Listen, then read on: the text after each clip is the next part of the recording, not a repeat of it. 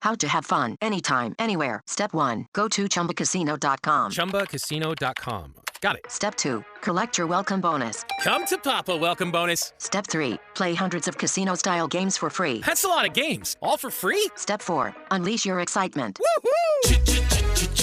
Chumba Casino has been delivering thrills for over a decade. So claim your free welcome bonus now and live the Chumba life. Visit ChumbaCasino.com. No purchase necessary. VGW Group. Void where prohibited by law. 21 plus. Terms and conditions apply. Please be advised, this episode does have content that some may find distressing. As always, listener discretion is advised and it is not suitable for anyone under the age of 13. Welcome to It's Murder Up North. This is the second and final part of the Lesley Molseed episodes. Therefore, if you haven't listened to the first one, please do so before proceeding. The previous episode explored the crime and conviction of Stefan Kiszko, who, after 16 years in prison, was exonerated of killing Lesley. With Stefan freed and Lesley's family now facing a new wave of heartache and uncertainty, the case was reopened, although it was hampered by the passage of time. A number of people involved in the original investigation had passed away, and in 1985 the majority of the evidence had been destroyed. Yet despite these challenges, police were determined to get true justice for Lesley. Join me as I delve into the reopening of the case, the potential suspects, and the apprehension of the actual perpetrator.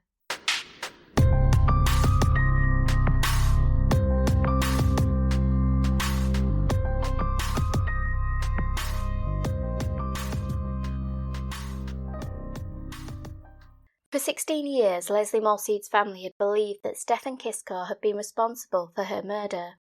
But in 1991, new and compelling evidence came to light, and while Lesley's loved ones struggled to come to terms with the likelihood that Stefan would be exonerated, they also had to face the prospect that the 11-year-old's killer may have been free since committing the murder in 1975.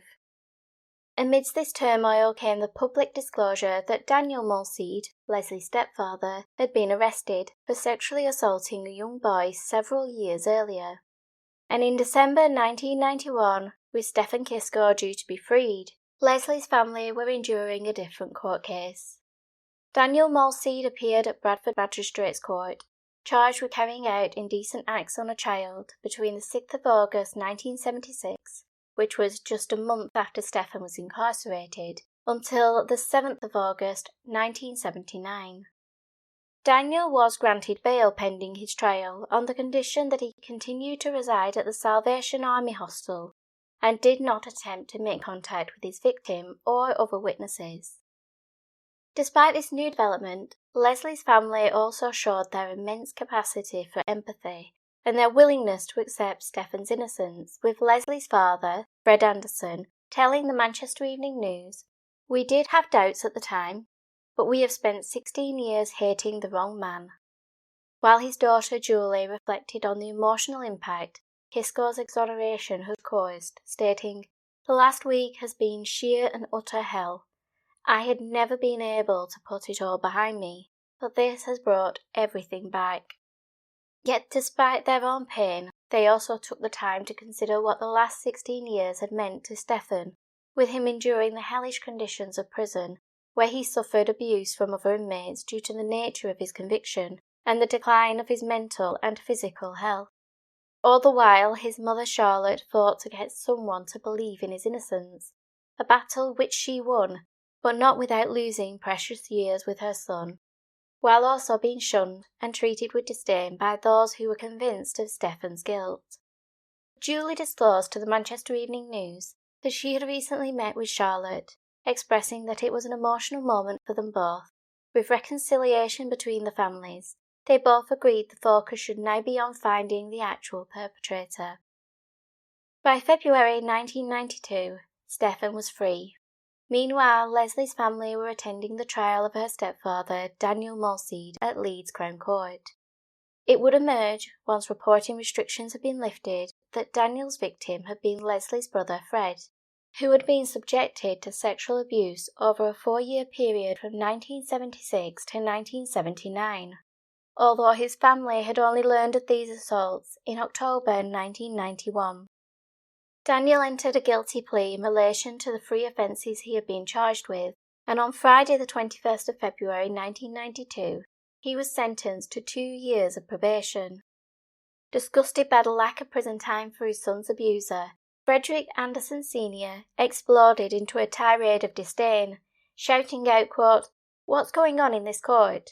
This is the 2nd time I have come to Leeds. This is ridiculous. What's going on here? This is rubbish." With his son, who had suffered at the hands of Daniel, concurring with his father and lamenting that justice had not been served. However, Judge Saville went on to justify the sentencing, stating that he had made this decision due to the unique circumstances of the case, citing that, quote, "It is right to set these offences in context. They were committed soon after the death of your daughter in 1975. The reports reveal that you were devastated by that death. I accept that you must have been in emotional turmoil and took to drink and Valium, and that is when these offences began. What you did to your stepson was unforgivable." Judge Saville proceeded to reflect on the impact such abuse would have had on Fred, who was just 12 years old when it started, and he had also been devastated by the death of his sister. The judge acknowledged that the abuse must have been damaging, but referred to the man he had become, recognising that the now 28-year-old Fred appeared to have overcome his trauma and was recently engaged. 13 years after this verdict, in March 2005, Fred, who was married with 3 children, took his own life. At a subsequent inquest, it was stated that he had struggled with a deep-rooted guilt regarding Lesley's death. As stated in the previous episode, the family operated on a chore rota, and although it should have been Fred's turn to do a chore, he was at football practice, meaning that Lesley headed the shops instead, placing her in the path of her killer. And for 30 years, Fred had struggled with the thought that had he been home, his sister might still be alive. One cannot help but wonder whether his guilt was compounded by the abuse he suffered at the hands of his stepfather, but ultimately his death was another heartbreaking consequence of Lesley's death and the devastation it continued to cause. With Daniel Molseed walking away from court in 1992, Lesley's broken family were left reeling after being let down by the justice system once more. However, the abuse conviction and statistical probability that the killer had been known to Lesley led police to consider Daniel as a potential suspect. Within a day of his sentencing, Detective Superintendent Trevor Wilkinson, who was leading the new investigation, arranged for Daniel to be arrested and brought in for questioning regarding the murder of his stepdaughter. Speaking of the arrest, Daniel claimed that he was purposely driven past the spot where Lesley had died before being taken to the police station. Despite this, he remained cooperative, provided them with a blood sample, and maintained his alibi that he was at work when the murder occurred. Unable to tie him to the crime without further investigation, Daniel Molseed was released on bail, but would not be completely ruled out as a person of interest. Eager to garner renewed interest in the case, and perhaps generate new leads, West Yorkshire Police opted to use a resource which had been unavailable to them in 1975. They turned to the BBC show Crime Watch UK. On Friday the 19th of March the monthly episode aired, during which a reconstruction of events pertaining to Lesley's murder were depicted, detailing the last definite sightings of the 11-year-old by a friend who had observed Lesley heading up Stiups Lane. The next witness was Emma Tong, who had testified that she had seen a white car with red primer paint around the bottom of the doors, parked outside her home in Wellinder Lane at roughly 1:30. Mrs. Tong recalled there was a young girl matching Lesley's description in the passenger seat. While she described the driver as being in his 30s with thinning brown hair, he was wearing a dark brown jacket with a cardigan underneath and light-coloured trousers. Christopher Coverdale had also come forward to disclose an incident he had seen at roughly 3:30 while driving past the A672 lay-by, where he noticed a portly man with a receding hairline pulling a child by the arm up the steep embankment towards the spot where Lesley's body was found. Both these sightings had drawn the interest of the officers conducting the new investigation due to the similarities in the descriptions of the individuals involved. At 7:15, a couple driving past the lay-by had spotted a white car parked up close to the edge of the embankment, with the wife recalling the car had what appeared to be red primer on it. The white car police believed had been seen by 3 witnesses that day, one of whom worked with cars and was certain the vehicle was a 1965 Vauxhall Viva. Aside from the white car, the Crime Watch appeal also highlighted the need to track down a blue van, which the original investigation believed was either a Morris or Austin, but had been unable to trace it. This vehicle had been parked in the lay-by with a rug or blanket covering the windows, and had returned to the spot numerous times between 2 p.m. and 6 p.m. on Sunday the 5th of October. Given the timings, the police were eager to speak to the driver, who, if not a suspect, may have been a crucial witness. Over 200 phone calls were received within 24 hours of the televised reconstruction, yet while every lead was explored, there was little to progress the investigation. However, at the beginning of November 1992, another potential suspect came to light. Raymond Hewlett had been apprehended as he exited the gates of Armley Prison, where he had been serving 6 years for the abduction of a young girl. Raymond's name was known to the original investigation. He had been flagged because of a prior conviction, the details of which had striking similarities to what happened to Lesley. The incident occurred in September 1972, when Raymond abducted a 12-year-old girl whom he took to the moorland near his home, rendered her unconscious with a paint thinner-soaked rag, and attempted to rape her, but he allegedly prematurely ejaculated. For this crime he was given an 18-month sentence, of which he served only 12, before returning back to his home in Todmorden, just 10 miles away from where Lesley disappeared. In 1975, 30-year-old Raymond was still living in the area, and he drove a blue Morris 1000. He drew further suspicion upon himself by heading to Ireland just days after Lesley's body was discovered. Upon his return 2 weeks later, he provided an alibi to the police, which placed him over half an hour's drive away from the likely abduction site. By the time this alibi was due to be checked, the investigation had become focused on Stefan Kiszko, meaning it was never followed up. And although the new inquiry did find inconsistencies in his alibi, it was not enough to pursue the matter further, but he remained a credible suspect, whose name would come up several times in the following years. Hewlett would not be the only potential suspect, with people speculating the murder may have been committed by one of 2 infamous killers, the first being Peter Sutcliffe, who had been active between 1975 till 1980. He operated in both the Manchester and Yorkshire areas, meaning he would likely have been familiar with the M62 and the other routes over the Pennines, particularly due to his job as a lorry driver. However, there was a lot of inconsistencies in this idea. Sutcliffe tended to attack at night and incapacitated his victim with blows to the back of the head, usually with a hammer. Lesley was taken during the day and had no head injuries. Nor did Lesley fit into the age range of Sutcliffe's victims, the youngest of which was 14-year-old Tracy Brown, who survived the assault by Sutcliffe. There would be no possibility he would have confused Lesley for a teen, as she was roughly the height and build of a 7-year-old. Yet there was another man who had come to the public's attention, serial child killer Robert Black, whose crimes I shall be covering later in this series. Black was convicted in 1994 of 3 murders and an attempted abduction, which spanned between 1982 and 1988. It was, however, believed that he had committed other murders, which would later be proven true, and the possibility that Lesley had been one of his earlier victims was taken seriously by DS Trevor Wilkinson.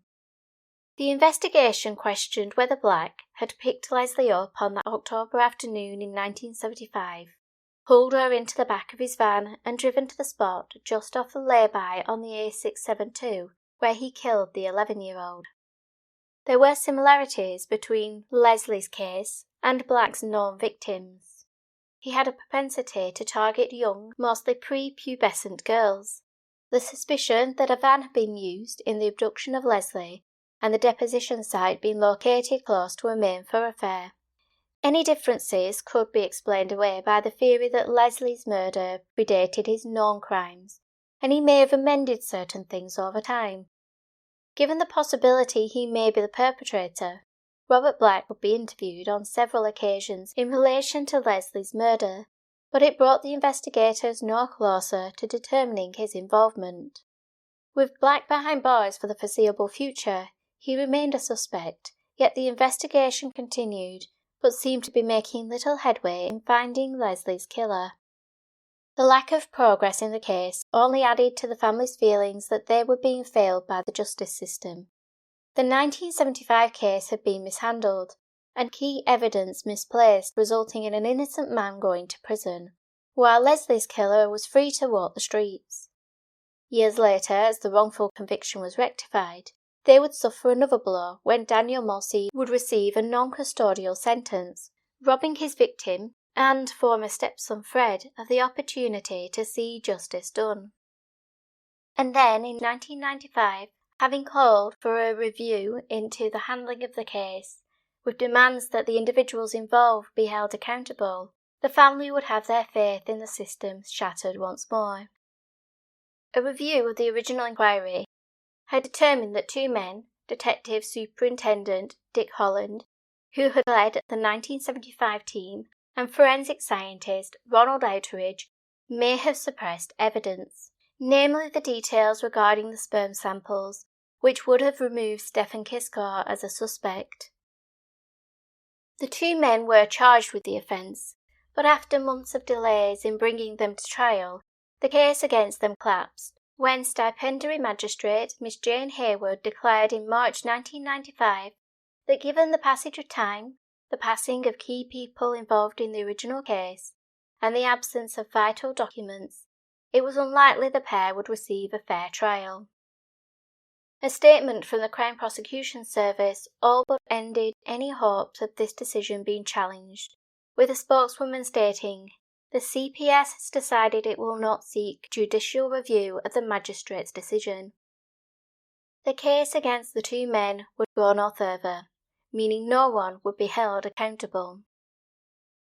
Speaking to the Huddersfield Daily Examiner about the handling of the 1975 case, the now retired D.S. Holland defended his actions. He denied that there had been any deliberate efforts to conceal evidence, stating, "We didn't hide anything. It was all there among the thousands of pages of evidence and 427 exhibits," adding, "If I'd wanted to hide anything, I wouldn't have sent it to the forensic laboratory." He also spoke about Stefan, seeking to correct the perception that Stefan was a simple and uneducated man, stating, "He was highly intelligent and could speak 4 languages, but emotionally he was very immature." Mr. Holland also addressed Stefan's exoneration, willing to acknowledge that, quote, "There is no way Kiszko could have produced the semen on the knickers." But the retired detective also asserted his belief that this did not clear him as a suspect. He suggested that Kiszko may have had an accomplice, and it was this unknown individual who had left the secretions. While D.S. Holland clung to his suspicions that Kiszko was still guilty, others were looking elsewhere for likely suspects, including the authors of a book published in 1997 titled Innocence. Written by Jonathan Rose, Steve Panter, and Trevor Wilkinson, the text covered the devastating impact Lesley's death and the subsequent botched investigation had on her loved ones.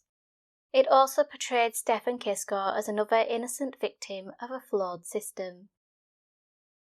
While the book details how the two families were failed, it was also speculate on a potential suspect, a man already known to police, having been questioned in 1975 and 1991. On both occasions, he was released due to insufficient evidence, yet in 1997, Raymond Hewlett would once again be thrust into the public spotlight.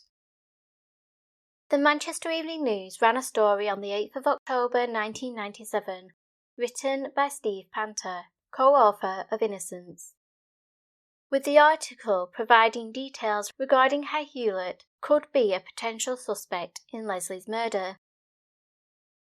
Given Hewlett's conviction 2 years prior to the murder, the original investigation flagged him as a person of interest, particularly because he owned a blue Morris 1000, similar to the one seen in the lay-by on the day Lesley disappeared. Yet when police had attended Hewlett's home, his wife Susan advised that he had gone away. He had actually travelled to Ireland within days of Lesley's body being found, accompanied by a 15-year-old girl called Rosalie. Upon his return, he would be questioned on the 7th of November 1975, when he was brought into Burnley Police Station, charged with theft. During this interview, he alleged that he was no longer in possession of the Morris van, which he had swapped prior to October 5, 1975, but he was unable to provide details of its new owner. Hewlett was also asked to disclose his whereabouts on the day Lesley was taken. He claimed that he had been at Central Vale Park in Todmorden with Rosalie until 5 p.m, an alibi the 15-year-old girl would corroborate. This alibi went unchallenged as the investigation honed in on Stefan Kiszko, and Hewlett, who would spend 3 months in prison for theft, would be back on the streets of Todmorden by January 1976, where he was able to carry out further assaults on young girls. On the 24th of April, he targeted a 14-year-old girl who was alone in a house. Using a gun to intimidate the youngster, he made her go upstairs and undress. Yet the quick-thinking teen told her potential assailant that she was expecting company. Hewlett, who knew the girl could identify him, allowed her to get dressed and made her promise not to tell anyone. To appease him, she told him she would keep it quiet. But once he had gone, the police were called, resulting in Hewlett being apprehended and subsequently sentenced to 4 years, of which he served just 16 months. Upon his release, Hewlett relocated to Telford. Leaving behind his wife Susan, he began a new relationship, remarrying and having 2 children, although his new spouse would later recall that the relationship was an abusive one. In 1988, he committed an offence which had many drawing comparisons with Lesley's case. This time, his victim was another 14-year-old girl, whom he kidnapped at knife point while she was carrying out her paper round. Driving her 50 miles away from the abduction site in Norwich, Hewlett stopped at a quarry near Llangollen, North Wales, where he assaulted the teenager, after which he ejaculated on her clothing, just as the killer had done with Lesley.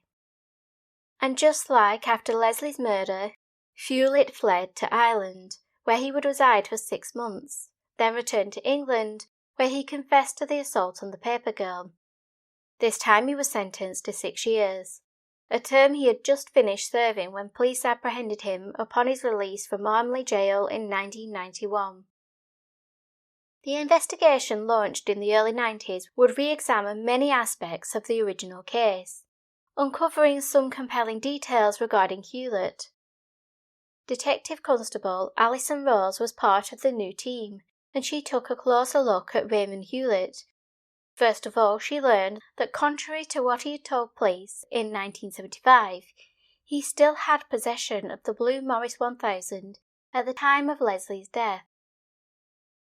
DC Rose also uncovered a detail that suggested a likely connection between Hewlett and Lesley, with his sister-in-law, Margaret Ginley, residing in a house opposite one of Daniel Molseed's close friends.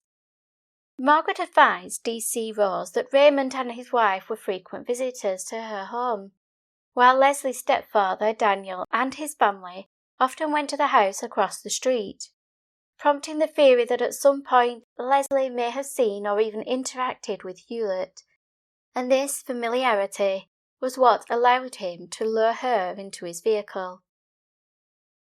With the pieces slowly falling into place, DC Rose sought out Rosalie, who at 15 years old had corroborated Hewlett's alibi, but now an adult living on the opposite side of the world, would she still stand by her testimony?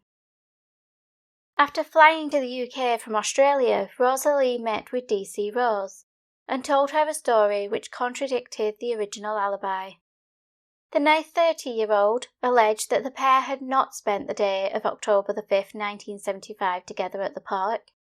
Instead, Hewlett had arranged to meet her at 5 p.m, but showed up 2 hours late. He then proceeded to ask the 15-year-old if she would cover for him with the police, as he had been involved in some motor vehicle thefts. Infatuated and not able to consider there may have been a more nefarious reason for the request, Rosalie agreed, and the pair worked on getting their stories straight. 30-year-old Hewlett told the teenager to fill in the details of the day's events by using what they had done the previous Sunday, as this would come across as authentic. It was also at this meeting that she agreed to accompany him to Ireland. On the day after Lesley's body was found, Hewlett collected Rosalie from school and headed to Liverpool via the minor roads, as he had claimed that police could track them on the motorway cameras. The pair boarded a ferry bound to Dublin, leaving behind Hewlett's blue van.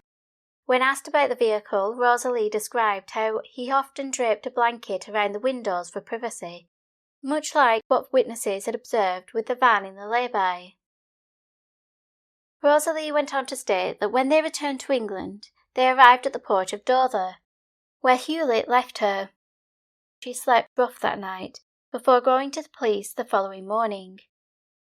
Despite his abandonment, she still felt compelled to protect the man who was 15 years her senior, and when questioned by police, she told them the alibi is agreed. Although this amended testimony by 30-year-old Rosalie raised many questions regarding Hewlett, particularly why had he needed a false alibi? Was it because he had been involved in a car theft? Or was he trying to get away with murder? And while Hewlett's decision to flee the area after Lesley's death and leaving behind his vehicle suggested he was trying to get away from something, none of this was sufficient evidence to prove he was involved in Lesley's murder. Rosalie's testimony gave police a new angle with which to question Hewlett in June 1992. However, he denied owning a Morris 1000, claiming he had owned a blue Ford Escort, and that was the vehicle he swapped. He also alleged that he had not seen Rosalie on the 5th of October, nor had he asked her to provide him with an alibi. He did, however, corroborate most of Rosalie's account regarding their trip to Ireland, except he stated they went there by bus, reinforcing his assertion he did not have a vehicle at that point. When confronted with his statement from 1975, in which he had told police he had owned a Morris, which he swapped prior to Lesley's disappearance, and that he had been with Rosalie that Sunday, Hewlett claimed that it was a fabricated statement intended to set him up for a crime he hadn't committed. With Rosalie now stating the alibi was false, Hewlett's inconsistent answers and reports from a number of his friends confirming he had been in possession of a blue Morris in October 1975, it seemed his lies were coming undone. Yet when police went to interview him again, Hewlett, under the advice of his lawyer, refused to answer any more questions, effectively stalling the investigation against him. While Hewlett was unwilling to cooperate, 3 prisoners who had served sentences alongside him were prepared to talk. Hewlett's former cellmate recalled him returning from being interviewed by the police. When asked what it was regarding, Hewlett claimed they were looking into the murder of a woman 16 years earlier, with the informant telling police that Hewlett named the victim but was unable to recall the name the prisoner used, and he could only tell them it began with the letter L. Hewlett repeated a similar story to 2 other prisoners, with all 3 men willing to inform on him once they had learned he was serving a sentence for a sex attack on a child, not aggravated burglary as Hewlett had claimed.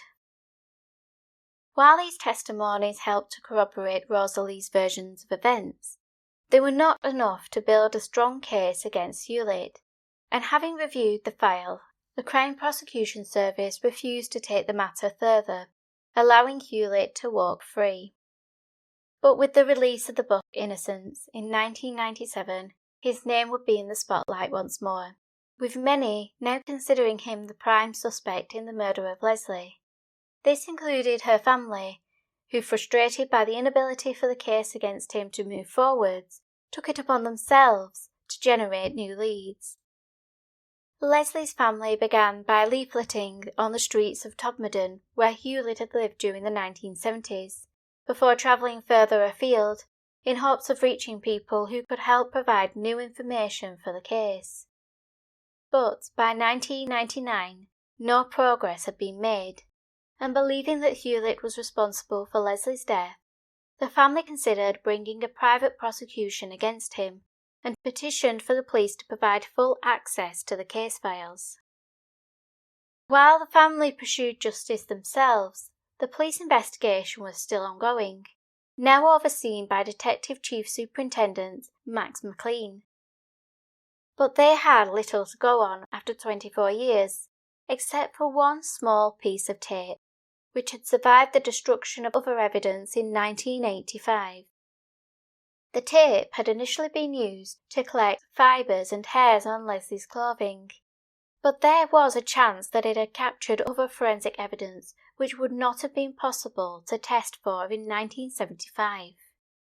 The investigation in 1999, knowing that the culprit had ejaculated on Lesley's clothing, hoped that the tape may have preserved some of this secretion, from which they could obtain a DNA profile. It would be a risky procedure, however. The process would likely destroy any hopes of retesting. They had just one chance to get it right. Fortunately, the forensics laboratory was able to garner a viable profile, which could be checked against the national database. Established in 1995, the database held two types of profile, those recovered from crime scenes and those obtained from an individual who had been arrested. The profile from Lesley's case was run through the database to see if there was a match. However, none was found.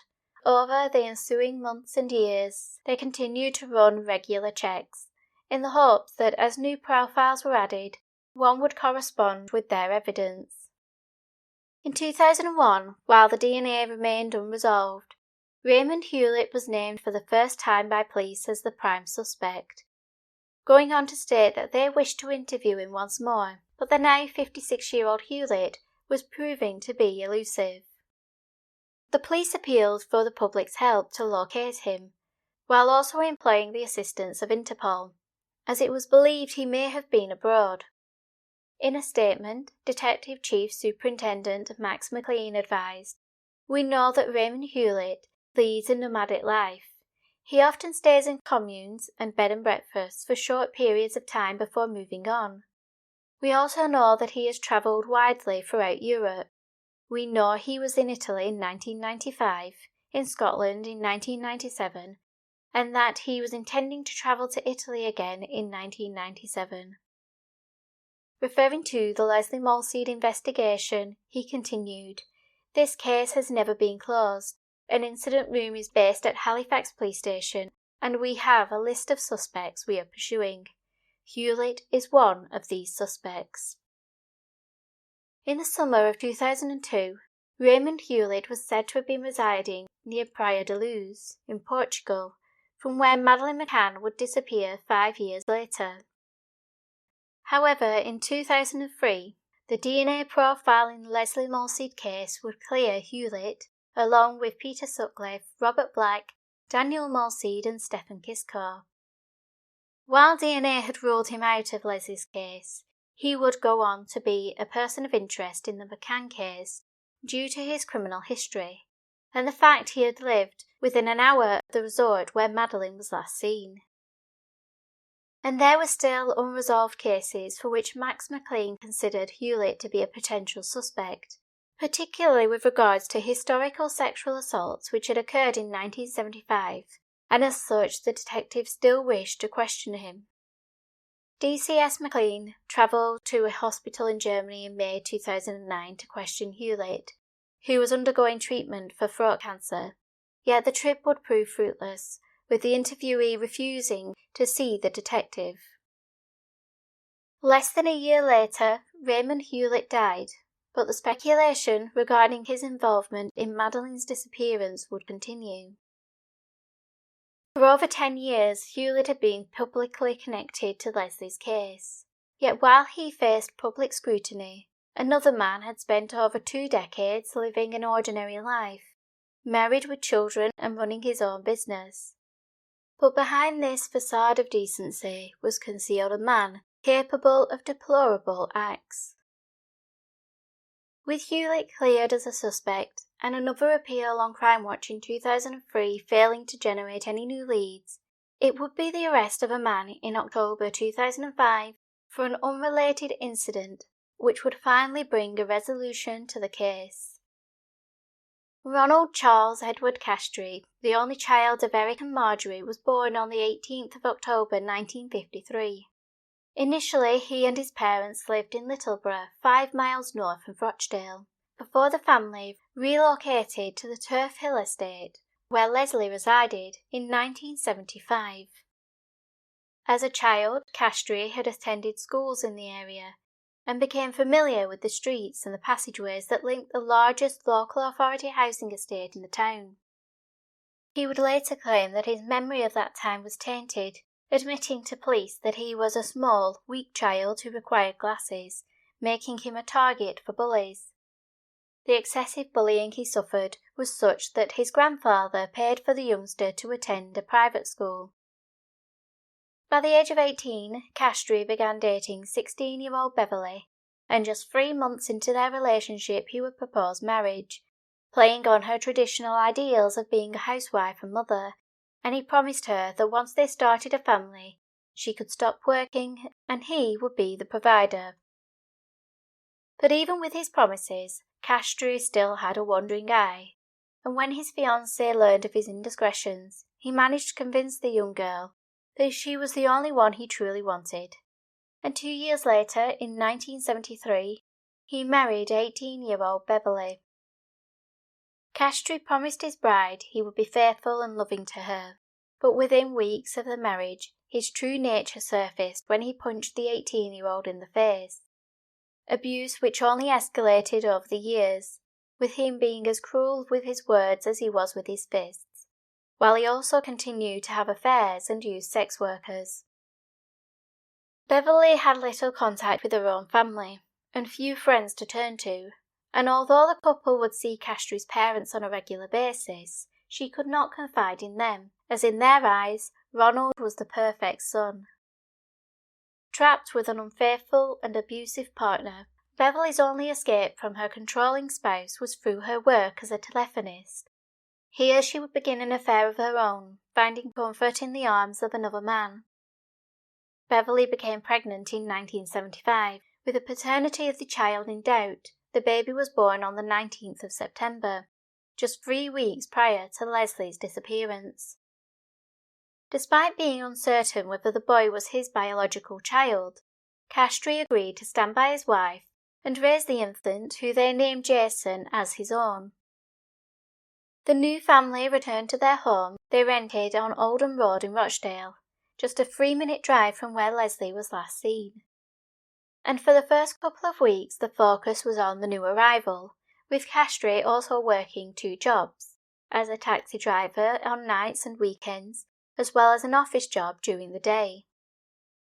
But on the 3rd of October 1975, Beverly developed deep vein thrombosis and was rushed to hospital along with her newborn child. While she underwent treatment, Castree returned to their home alone. It is believed that while Beverly was in hospital, Castree became plagued with the thoughts of her infidelity and the paternity of their child. With Max McLean, who led the investigation during the early 2000s, speculating, quote, "It's probable Castree was angry about the birth of his first son, that he knew not to be his."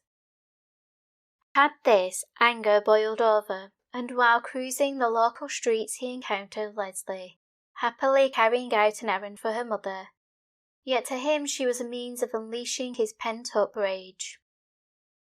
Castree would never admit to being involved in Lesley's murder, and so what actually occurred that day is still unknown. Prior to the 5th of October 1975, Castree had been a law-abiding individual, And although he lived close to the likely abduction site and had local knowledge of the area, and likely knew the lay-by on the A672 due to his taxi work, there was nothing to suggest that he was capable of murdering a young child.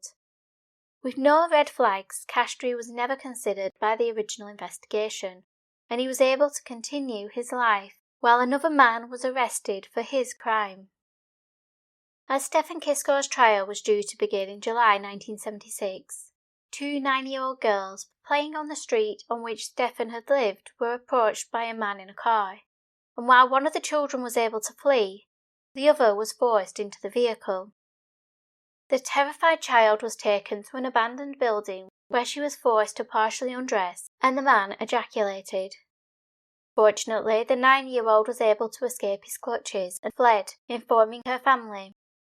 The brave youngster assisted in the search for her attacker, subsequently identified as Ronald Castree. He was brought in for questioning, and in the early hours of the following morning, he was released pending further investigation. Returning home, he confided in Beverly, who up to that point had assumed he was late because he had been working a shift in his taxi. Shattering this assumption, Ronald told her, "Right, you can divorce me now." When asked why, he replied, "I'm in trouble, Bev. I've interfered with the child. The police have had me in." On July 12, 1976, Castree appeared at Rochdale Magistrates Court to answer the charges of indecent assault and inciting his victim to commit an indecent act.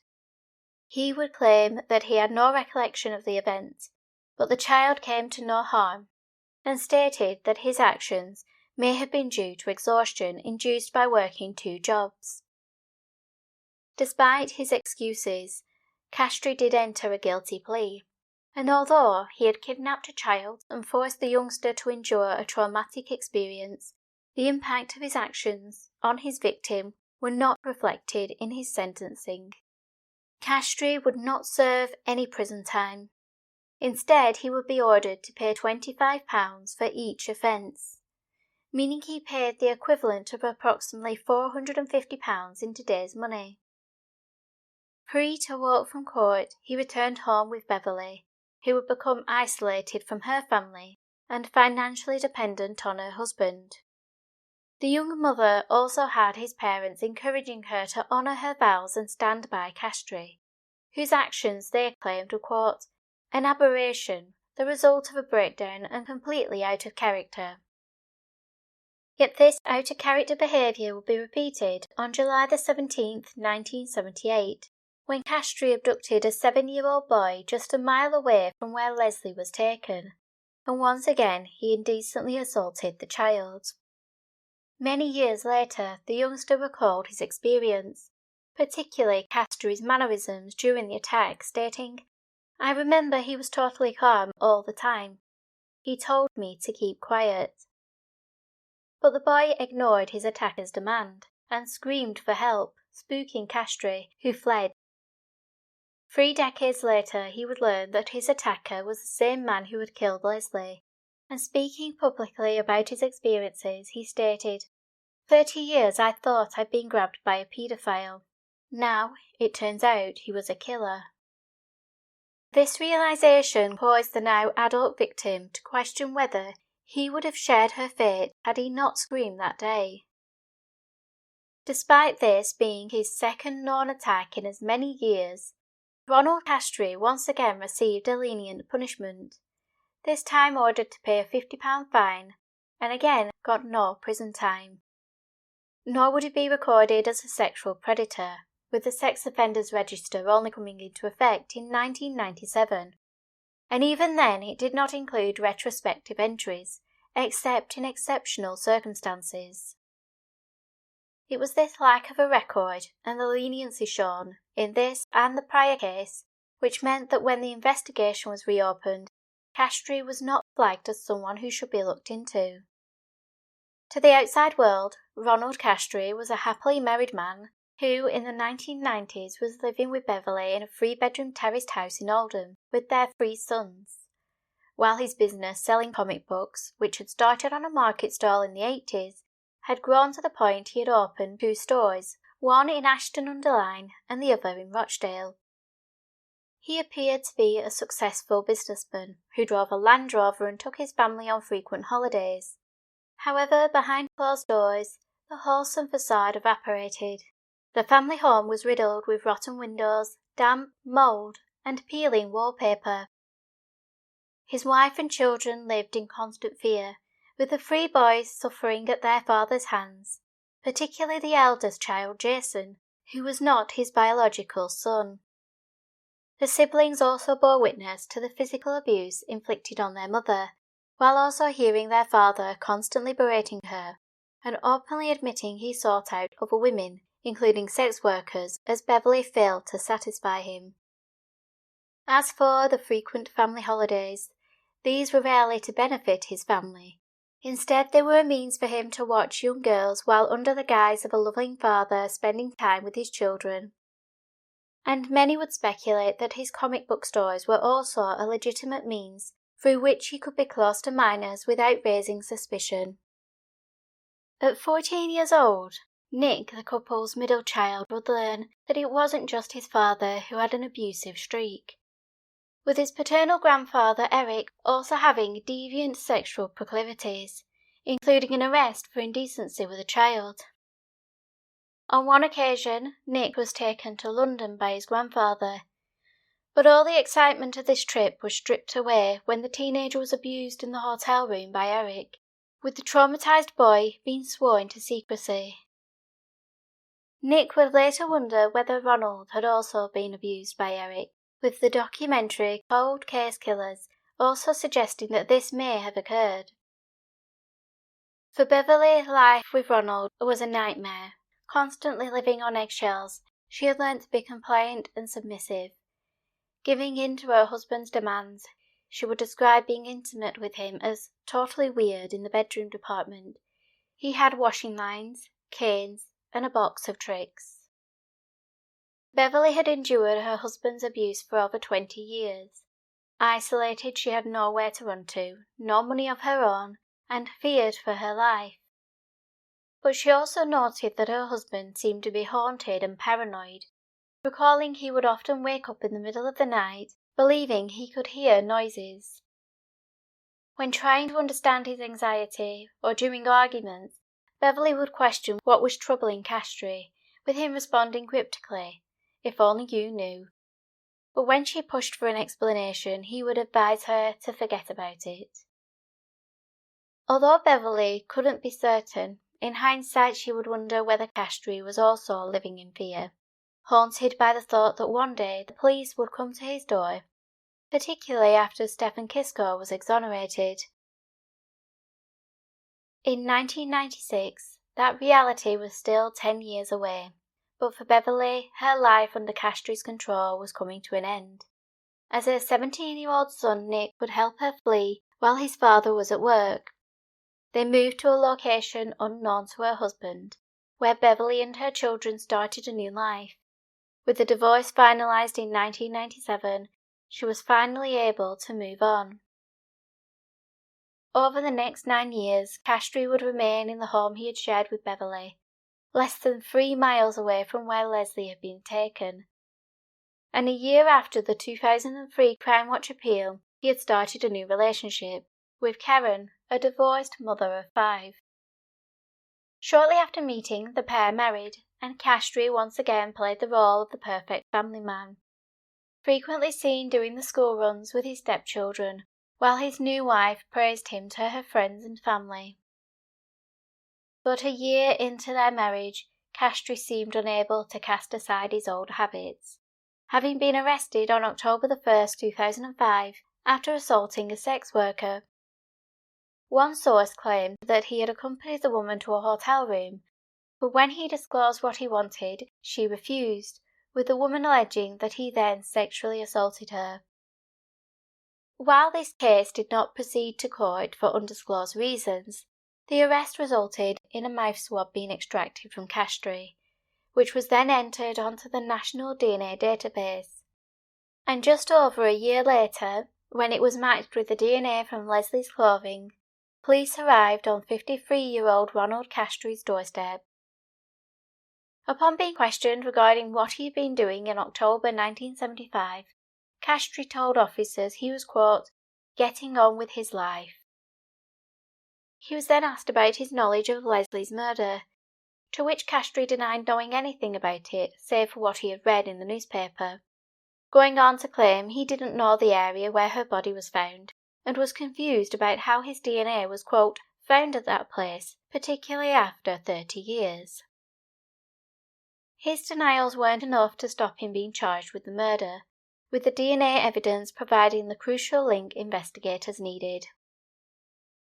Castree was sent to the prison pending his trial, where he was placed on a suicide watch due to concerns for his mental health. He would also complain of severe back pain resulting in his trial being delayed, although some questioned the veracity of his medical claims. By October 2007, Castree was declared medically fit to stand trial, with the trial commencing at Bradford Crown Court, 32 years, 17 days since Lesley disappeared while walking to the shops. The prosecutor, Julian Goose QC, detailed to the jury of 6 men and 6 women the circumstances surrounding Lesley's disappearance and murder, the main focus of their case being centred around the semen found on the child's clothing, with them arguing that it is more likely than not that the individual who left the secretion was the person who killed the 11-year-old, and that person, as identified by DNA, was Ronald Castree. Julian Goose went on to describe the character of the individual who would commit such an act, stating, "The man who carried out these acts had a sexual interest in very young girls, and in violent rage killed Lesley Molseed in a frenzied attack with a knife. That man was definitely not Stefan Kiszko. The prosecution say it was Ronald Castree." To demonstrate that Castree had a pattern of offending against minors, abducting them and transporting them to an isolated location, the prosecution called upon a 41-year-old woman to testify. Appearing on police video, the woman explained that in 1976 she was 9 years old and that while playing with a friend, a man pulled her into his red taxi.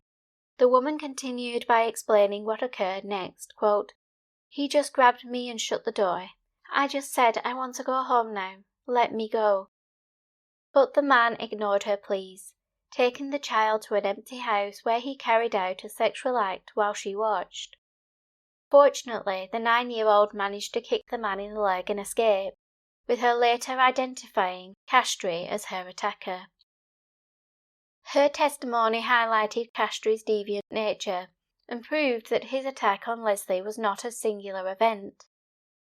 The prosecution would also call upon Castree's first wife, Beverly, who, although terrified of his retribution should he walk free from court, took to the stand to speak of the years of abuse suffered at his hands, as well as disclosing his extramarital affairs and unusual sexual preferences.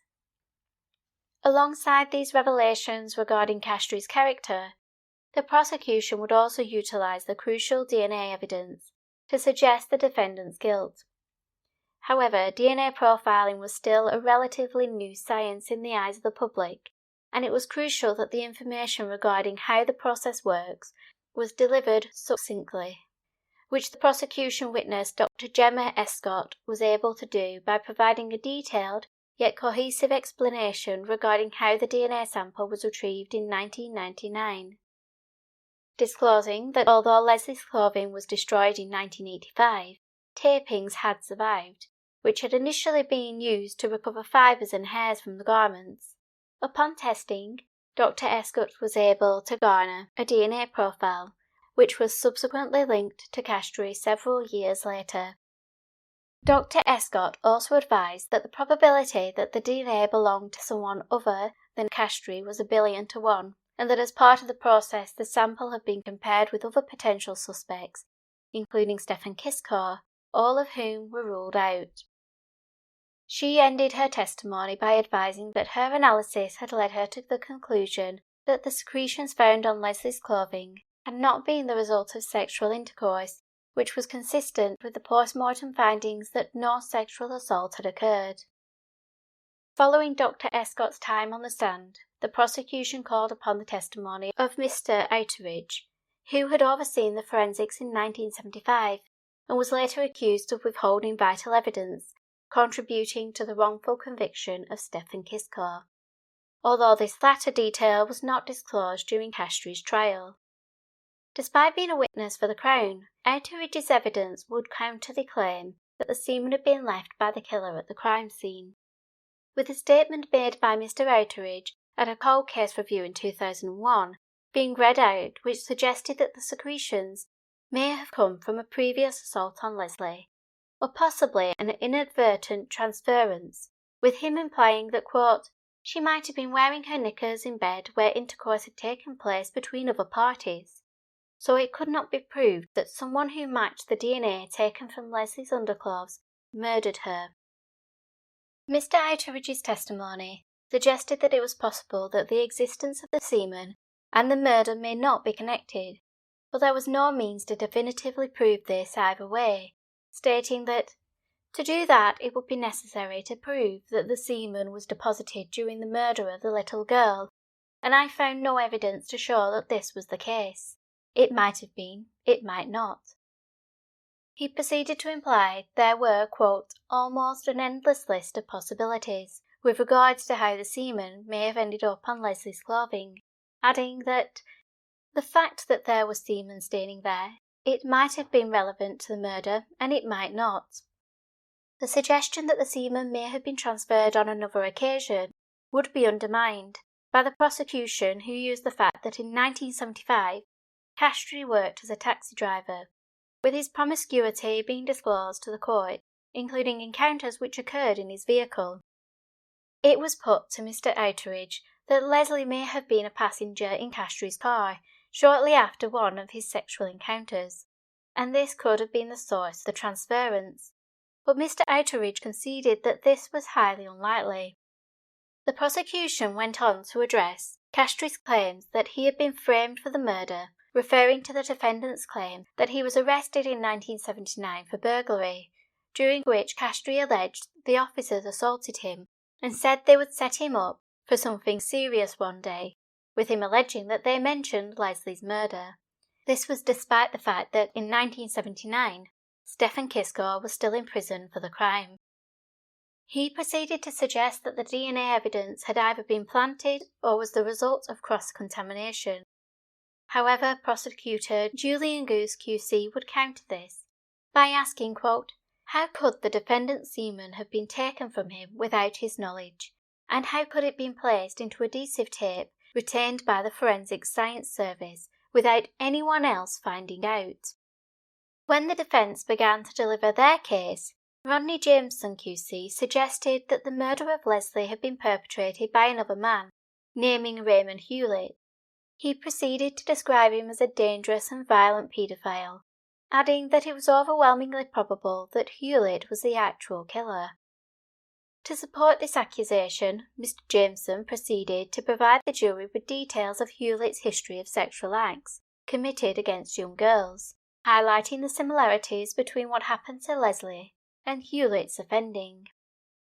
Having established the idea that another individual could have committed the murder, the defence then called for Castree to take to the stand, upon which he denied killing Lesley when asked if he had committed the crime.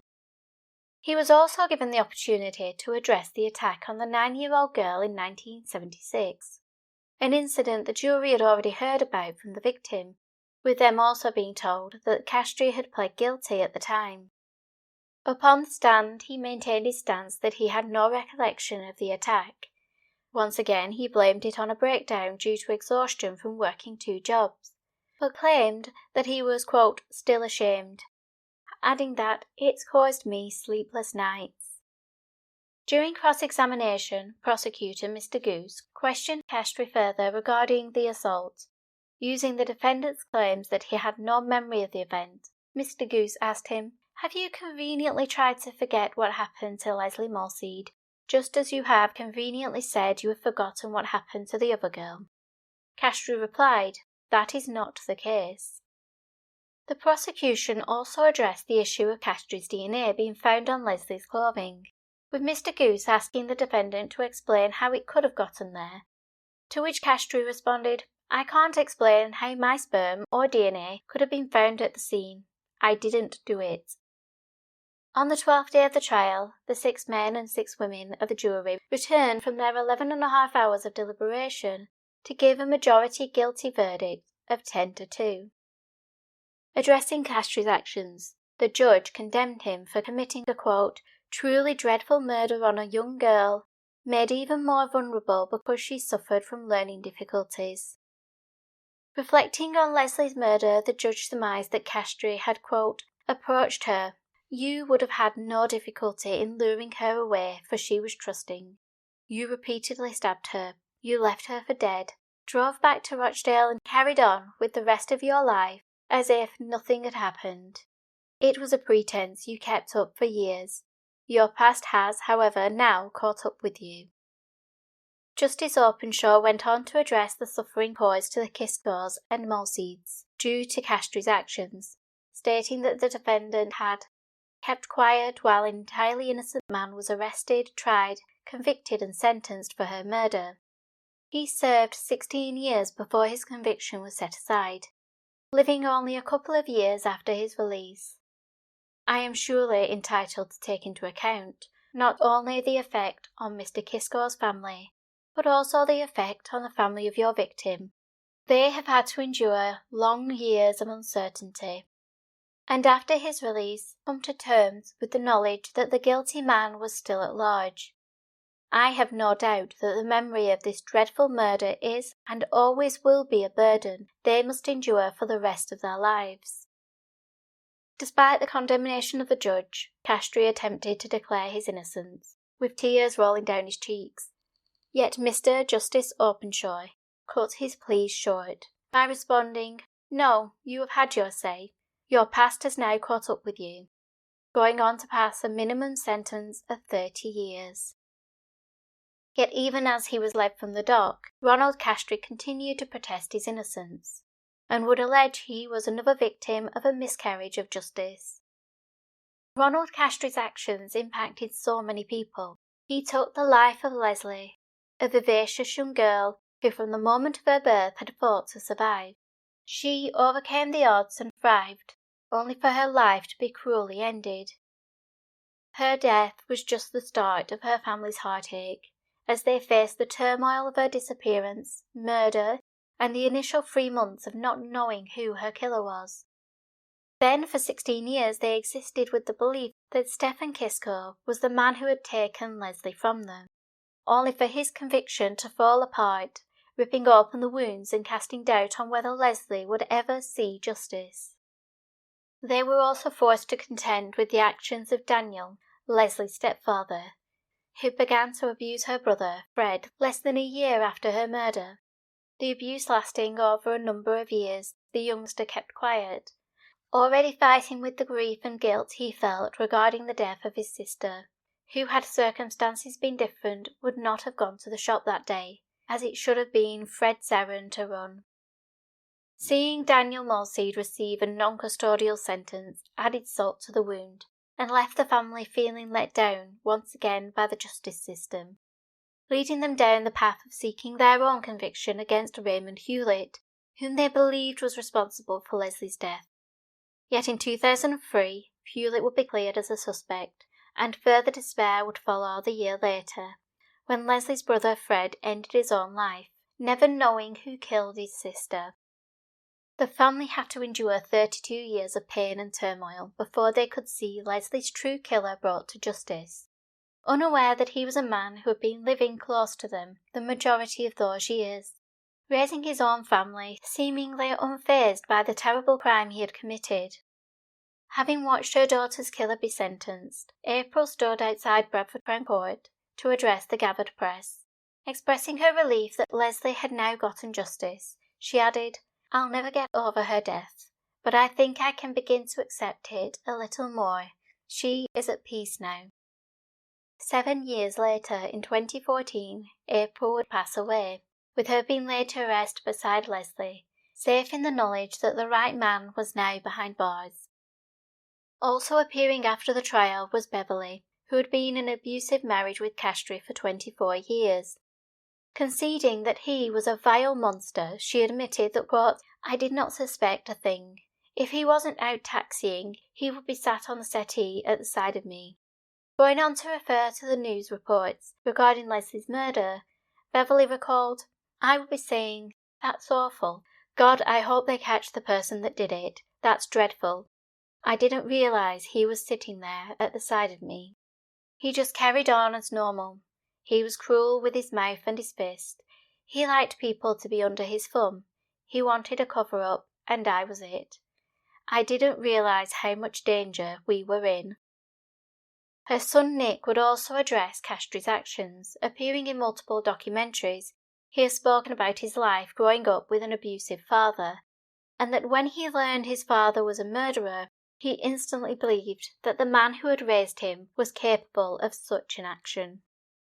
Nick has also been vocal regarding the lack of support and counselling that individuals and families in their situation receive, speaking out about how families like his and his father's second wife are often vilified, despite them also being victims who have to deal with the fallout of learning that someone close to them is a murderer. Another family who suffered because of one man's actions was the Kiszkos, with Stefan spending 16 years of life in prison for a crime he had not committed. This included serving time behind the walls of Wakefield Prison. Due to the nature of his conviction, Kiszko was a target, enduring physical and verbal abuse on a daily basis. He would be held in solitary confinement for his own safety. The cruelty and isolation he suffered affected his mental state, and under the harsh conditions, Stefan developed schizophrenia, a condition for which the exact cause is unknown, yet according to the National Health Service and other experts, it is likely due to, quote, "a combination of genetic and environmental factors." It's thought that some people are more vulnerable to developing schizophrenia, and certain situations can trigger the condition, such as a stressful life event or drug misuse. Despite his mental decline, Stefan continued to declare his innocence, a stance his mother staunchly supported, with her efforts rewarded when her son walked free from prison in 1992. Yet the years of prison life had taken its toll on the man who newspapers would describe as a gentle giant. He had plans to regain the life he had lost, hoping to go back to work at the tax office, get married and go on holiday, but his dreams went unfulfilled. Stefan passed away of a heart attack just 2 years after his release. Unable to overcome his 16 years of imprisonment, he found it hard to leave the house, and was overwhelmed by the support and attention he received from the public upon his return home. Stefan's mother would pass away within months of her son, another devoted mother striving to get justice for her child. She never gave up her belief that Stefan was innocent, but unlike Lesley's mother, she would not see the true killer being brought to justice. However, one member of the Kiszko's family would be in court to see Castree sentenced, with Stefan's Aunt Anne telling the press, "God knows how many other lives Castree has ruined. You are not telling me he's only done one murder in 32 years. If you are capable of doing such a despicable act, then you just don't stop." The question of whether Castree has committed other offences was one the police would follow up on, with investigators conducting interviews with him in relation to other unsolved cases, but to date he has not been connected to any. With regards to Lesley, Castree still insists he is innocent, even writing to his son Nick and likening his plight to that of Stefan Kiszko. In the correspondence he wrote, "I'm still fighting to clear my name, but it's a long, hard road. I can fully understand and sympathise with how Stefan Kiszko must have felt during his 16-year fight." However, with his appeal against his sentence failing in 2008 and no further updates, it is likely he will be in prison until he is at least 82 years old. Naturally, people wonder how a man who was found guilty of indecent acts against children was able to slip through the net, and furthermore, how he managed to get away with just a fine for the assaults he committed in 1976 and 1978. One possible explanation revolves around the relationship Castree's father had with the now deceased and disgraced MP Cyril Smith, who had allegations of sexual abuse against boys dating back to the 1960s. It is alleged that Eric Castree and Cyril Smith were either close friends, or that Castree's wealthy father was a donor for Smith's political campaigns, and that in exchange for this support, Smith used his influence to ensure Ronald Castree received no prison time, with additional claims that some crimes were swept under the rug. These claims would also be made regarding Smith's own indiscretions, leading to speculation that he may have covered for other people in order to protect himself. However, inquiries into the allegations against Cyril Smith, conducted under the codename Operation Cleopatra, found that he had a poor relationship with the Lancashire Constabulary and had no sway over them. Quote, "The police wanted to bring charges against Smith in 1970. It is apparent that it was the advice from the Director of Public Prosecutions not to do so that prevented a prosecution, not any improper influence Smith had on the police." In making this decision to advise the force against pursuing the charges against Smith, Mr. Hutchinson, representing the office of the Director of Public Prosecutions, stated, quote, "They relied upon 3 factors. The charges were stale, they were without corroboration, and the character of the complainants would likely render their evidence suspect." Although there were rumours regarding Smith circulating in and around Rochdale, his influence only grew over the subsequent years, leading to speculation of a cover-up. This allegation would be debunked by an inquiry regarding child abuse carried out in Rochdale, as well as 2 institutions in the town, namely Cambridge House Residential Home and Knoll View Boys Hostel. The report published in 2022 found little to support the claim of a cover-up, although it did concede that following Operation Cleopatra in the late 1990s, quote, "A valuable opportunity was lost in 1998 and 1999 not only to charge and to prosecute Smith during his lifetime, but also for the complainants to seek justice."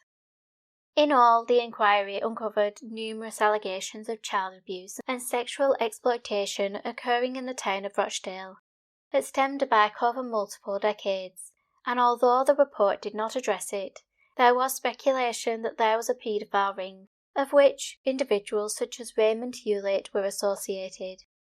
This allegation, along with the more recent grooming gang who operated in the town, only served to leave a stain on the area Lesley Molseed once called home.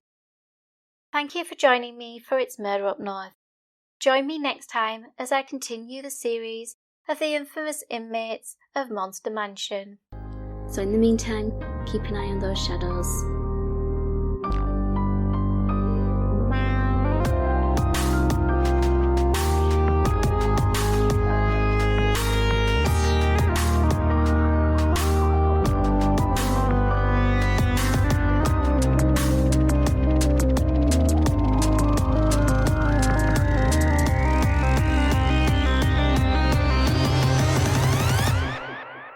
It is Ryan Seacrest here. There was a recent social media trend which consisted of flying on a plane with no music, no movies, no entertainment. But a better trend would be going to ChumbaCasino.com. It's like having a mini social casino in your pocket. Chumba Casino has over 100 online casino-style games, all absolutely free. It's the most fun you can have online and on a plane. So grab your free welcome bonus now at ChumbaCasino.com. Sponsored by Chumba Casino.